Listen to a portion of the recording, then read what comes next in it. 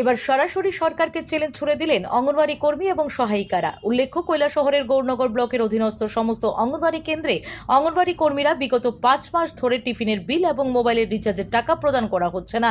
আগামী 31 জুলাইয়ের মধ্যে সমস্ত বকেয়া টাকা না দেওয়া হলে আগামী 1 আগস্ট থেকে প্রতিটি অঙ্গনওয়াড়ি কেন্দ্রে সমস্ত ধরনের টিফিন বন্ধ রাখা হবে বলে হুঁশিয়ারি দিয়েছেন অঙ্গনওয়াড়ি কর্মী এবং সহায়িকারা। রীতিমতো অঙ্গনওয়াড়ি কর্মী এবং সহায়িকারা দপ্তরের আধিকারিককে লিখিতভাবে অভিযোগ জানিয়ে দিয়েছেন।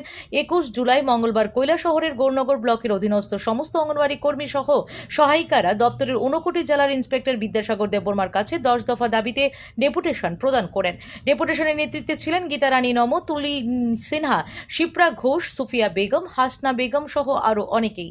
ডেপুটেশন শেষে অঙ্গনওয়াড়ি কর্মী শিপ্রা ঘোষ জানান যে সুপ্রিম কোর্টের রায় অনুসারে অবিলম্বে অঙ্গনওয়াড়ি কর্মী এবং সহায়িকাদের গ্র্যাচুইটি প্রদান করতে হবে।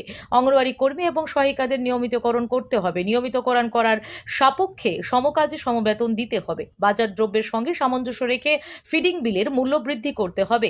তার সঙ্গে ফিডিং বিল প্রতিটি অঙ্গনওয়াড়ি সেক্টরে অগ্রিম দিতে হবে। তা না হলে অঙ্গনওয়াড়ি চালানো সম্ভব নয়। এর সাথে আরও বেশ কিছু গুরুত্বপূর্ণ দাবি এদিন তুলে ধরা হয়।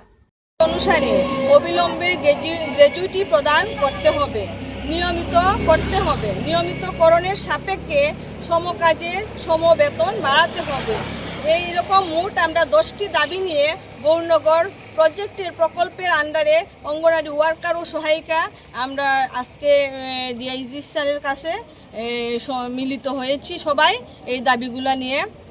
উনি আশ্বাস দিয়েছেন যতটুকু সম্ভব পারেন উনি 10 দফা দাবি আমাদের পূরণ করতে চেষ্টা করবেন ওই বলে আমি। Bureau report, S Bharat live 24 hours.